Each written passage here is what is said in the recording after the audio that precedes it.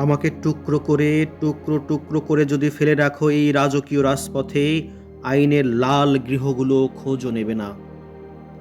দু একটি নাগরিক কাক এসে ঠোকরাবে প্রথমে আমার চোখ, অর্থাৎ দৃষ্টিশক্তি। আর নগরের সভ্য লোকেরা চলে যাবে দ্রুত পাশ কেটে, খণ্ডিত মৃতদেহ নিয়ে না জানি কি হাঙ্গামা হয়।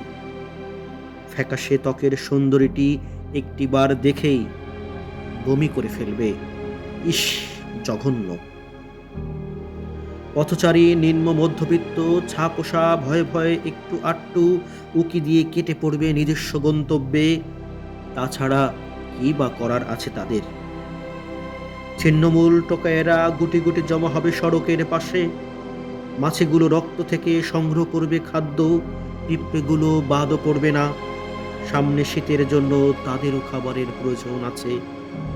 দু একটি নেড়ি কুত্তা উরু আর পাজরের শূন্দ্র মাংস সেলসে গিলতে থাকবে।